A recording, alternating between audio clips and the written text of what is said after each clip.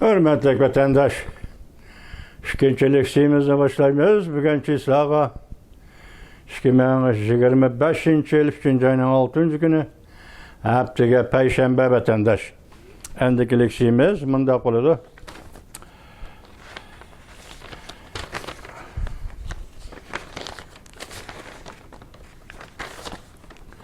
Amerika Qo'shma Shtatlari Davlat Majlisi a'zolari qonun loyiha o'tiruv qo'yib, Adliya Ministrligida xizmat qurib, Jungoning adolatsiz savdo harakatlariga taqobil turishni talab qildi.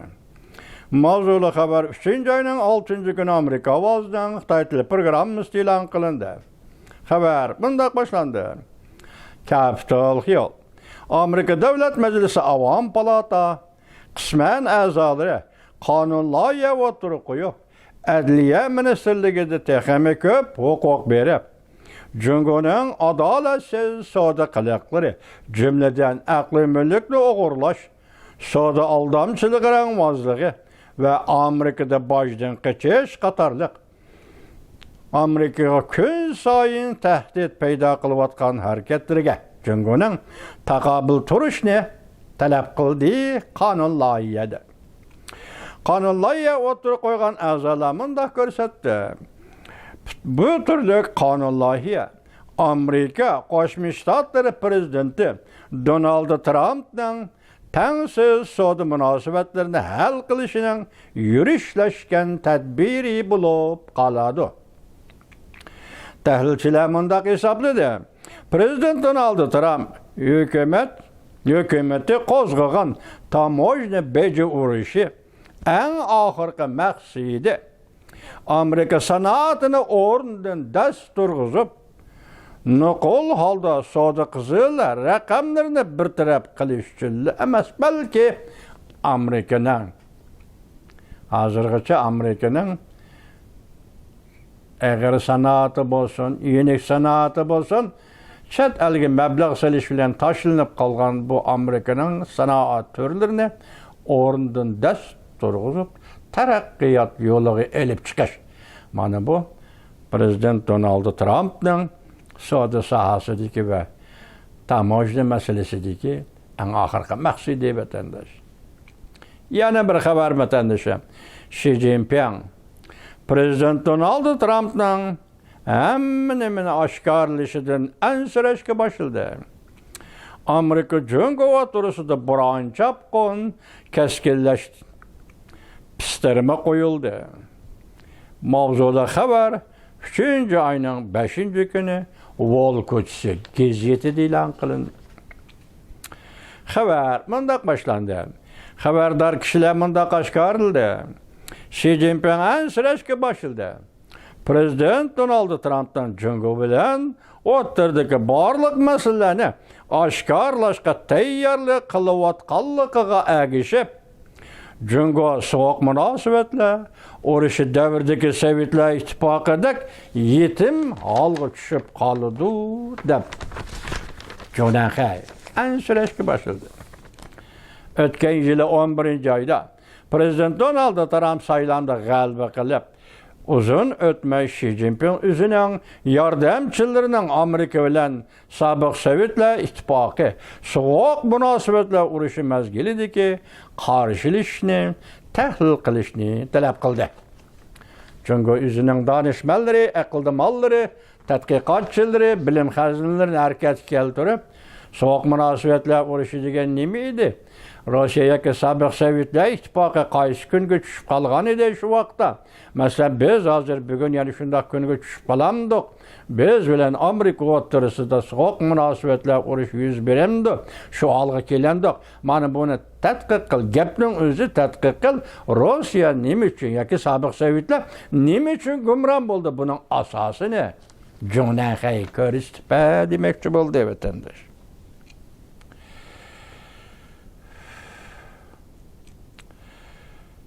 Jungoning yuqori qatlamadagi rahbarlar bilan uchrashib turadigan kishilarning oshkorlashiga qaraganda Xi Jinping Prezident Trumpning Jungo bilan o'rtadagi masalalarni oshkorlashiga tayyorlik qilayotganligiga agishib, Jungo sovuq munosabatlar urush davridagi Sovetlar ittifoqining o'rniga tushib qolamdi. Sovetlar ittifoqi duch kelgandek, shundaqda shu chog'da shu masalalarga duch kelgandek, bugun Jungo kompartiyasimi shundaqda shu masalalarga duch kelamdi. Yalg'iz savdo tijorat masalasi emas, ikki cho'ng iqtisod gavdasi Amerika, Jungo. İki cho'ng iqtisod gavdasi hisoblangan ikki davlat rahbarlari Prezident Donald Trump bilan sekretar Xi Jinping qarshilashadigan kun tartib. Xi Jinping saqlanishga urinib kelgan, o'zi ko'rishni xohlamaydigan natijaga elib keldi. Demek sen o'zing qochib sovuq munosabatlar urushidan. O'zing qochib ayni chog'dagi Rossiya Sovet ittifoqi yetim qolgandek yetim qilishdan. Biroq endi hozir gapcha Volkochisi yozdi. Bugun sen bilan yoki sekretar Xi Jinping bilan bugun Amerika Qo'shma Shtatlari prezidenti Donald Trump o'rtasidagi ziddiyatlar so'rkilishlar. Sen xohlamagan, oxiri sen ko'rishni xohlamaydigan, yetib kelishini xohlamaydigan bir oqibatga duchor bo'lasan. Mush oqibat yoki mush natijaga erishisan Xi Jinping Jongnan bir meydan sovuq munosabatlar urushidan keyin o'ttirg'i chiqib boqmagan hozirgacha darajadan tashqari davlatlar to'qinishiga elib keldi. Hozirgi munosabatlar Amerika Jungo munosabatlari hozirgacha Ikkinchi dunyo urushi oxirlashgandan keyingi bu paytda o'ttirg'i chiqib boqmagan bir ravishda yetib keldi. Va qanday yetib keldi? To'qinishga. Çünkü Amerika bir meydan to'qinishga kirib keldi. Yani bir meydan iqtisod, texnika ve umumiy geopolitikalik zo'ravonlik jihatda umumiy yuzak, yana umumiy yuzak qarshilashga elib keldi.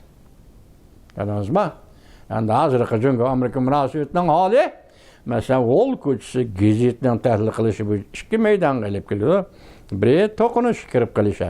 Bu mümkün degan gap yo'q. To'qinish kirib qolsa debdi. İhtimallık yok, mümkünlük mü yok, bu cümle işitilmegen to'qinish kirib qolsan, ikkinchi bir meydan iqtisod, texnika ve umumiy geopolitikalik siyaset sahasida yoki geopolitikalik zo'ravonlik jihatda yana umumiylik qarshilashga kirib qolsa. O'tgan tushundik, geopolitikani mirayin xarakterlik degan nima shunday qotandi. Geopolitikalik umumiylik qarshilashga kirib kelishandi. Prezident Donald Trump butkul saylam jarayonida Jungoga qarshi turishning zarurligini ta'kidladi. O'tgan yili 11-oylik saylam va yil bo'yi saylamda butkul jarayonda Jungoga qarshi turishning zarurligini ta'kidladi. Saylamda g'alaba qilib Oqsaroyga kirganda Cumhuriyetçiler Partisi Davlat Majlisini egalladi. Hem Prezident Trump g'alaba qilib Oqsaroyga kirdi, hem Cumhuriyetçiler Partisi parlamentga a'zo saylash jihatda saylanib hozir Davlat Majlisini tizginladi. Cumhuriyetçiler Partisi. Prezident Donald Trump'dan maslahatchilari mundaq deyishdi. Prezident Donald Trump o'ziga ishonadi. O ishonish nima? Amaliy kuchga tayanib turib, Jungo bilan aloqa munosabatda bo'lishdir. Ustal, dialog, suhbat.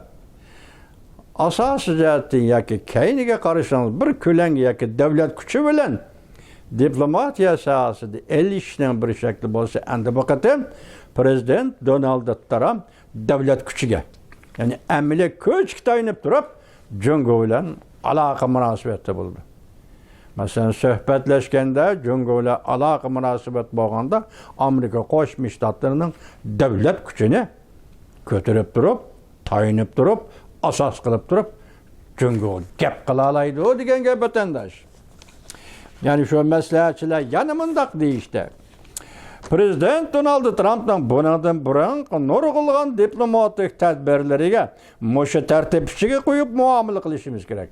Amaliy kuch bilan gap qilishdan iborat mushu tartib ichiga qo'yib turib, muomala qilishimiz kerak dedi.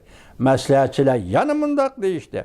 Prezident Trump O'rta Sharq urushini, Ukraina to'qinishini oxirlashtirishga tirishchanlik ko'rsatyapti. Faktlarni so'zladi vatandosh. Çünkü üzümü dedik men bar kuchimni ish qilib Rossiya Ukraina o'rtasidagi mush urushni, mush to'qinishni oxirlashtirishga ishiltiman deb. Tungi sizlarga so'z deb bo'ldik. Bugun buni o'l kuchsi da'vatida yana barliq kuchini ish qilib prezident Donald Trump Ukraina to'qinishini hal qilish tirishchanlik ko'rsatyapti. Urushni oxirlashtirib kuchni markazlashtirib Jungoga taqobil turdi. Urushni oxirlashtirishdan maqsad nima desam, urushni oxirlashtirib kuchni markazlashtirib Jungoga taqobil turdi. Prezident Donald Trump yaqindan beri Rossiya va Rossiya Federatsiyasining nopozliq rahbari Vladimir Putinni qizg'in quchoqladi. Tak yüz ko'rishmadi. Qizg'in quchoqladi. Harakat orqali, diplomatik faoliyatlar orqali Rossiya prezidenti Vladimir Putinni Amerika Qo'shma Shtatlarining prezidenti Donald Trump qizg'in quchoqladi. Ma'lum mandan aytganda bu ish Rossiya Jungo munosabatiga strategik ko'langa tashlaydi. Demakchi, Amerika Qo'shma Shtatlarining Rossiya Federatsiyasi munosabatining yaxshilanishi ma'lum ma'noda aytganda aslidagi Rossiya bilan Jungo o'tirishga munosabatga ko'langa tashlaydi. Endi yana bir xabar vatandoshim Reuters geçirenler Tayland hükümeti Amerika, Kanada qatarlıq devletlerinin Uygurlarını orlaştırış doğrusundaki tekliflerine sel qarab, Beijing'den korkup bu Uygurlarını, yani Tayland'da nazarband kılıngan Uygurlarını Jungo'ga ötküzüp berdi dep görsetdi mavzulu haber. 3. ayının 5. günü Amerika ovozinin Xitay tel programımız e'lon qilindi. Xabar mundaq boshlandı. Reuters agentligi xabardor kishilardan naql keltirib mundaq ko'rsatdi. Kanada ve Amerika o'tgan 10 yilda Taylandda nazarband qilingan Jungo'dan qochib chiqqan Uyg'urlarni qayta o'rinlashtirish to'g'risida taklif berganda Tayland Jungo'ni xafa qilib qo'yman deb qo'rqib har qanday harakat qo'llanmadi. Buning ichidagi 40 nafar Uyg'ur 48 nafar Uyg'urning ichidagi 40 nafar Uyg'ur Jungo'ga maxfiy o'tkazib berildi 2. ayning 27. günü. Reuters xabar qilib mundaq ko'rsatdi. Tayland hukumati bu Uyg'urlarni Xitoyga o'tkazib berib, o'zini oqladi. O'zining harakatlarini kishilik huquq qonunlariga, majburiyatlarga uyg'un dedi. Muttaham nima desa bo'laverdi dunyoda vatandosh. Muttahamlar bo'ladi ekan, o nima desa bo'laverdi. Uyg'un dedi. Garchi Birlashgan Davlatlar Tashkiloti kishilik huquq mutaxassislari chaqiriq qilib bu Uyg'urlarni Jungo'ga o'tkazib berma degan bo'lsa-mu. Xabarda bunday ko'rsatildi. Amerika Qo'shma Shtatlari Davlat Mahkamasining bir nafar amaldori bunday ko'rsatdi. Amerika bu 48 nafar Uyg'urni qayta o'rinlashtirish to'g'risida taklif bergan. Ko'p yillardan beri Amerika izchil Tayland hukumati bilan hamkorlashib, bugünkidek bir ishning yuz berishining oldini olib kelgan edi. Jumladan bu Uyg'urlarni boshqa davlatga o'rinlashtirish to'g'risida izchil ta'kidlab keldi. Jumladan buning ichida Amerikani o'z ichiga oldi. Ismini oshkorlashni xohlamagan bu nafar amaldor yuqorida ko'rsatdi.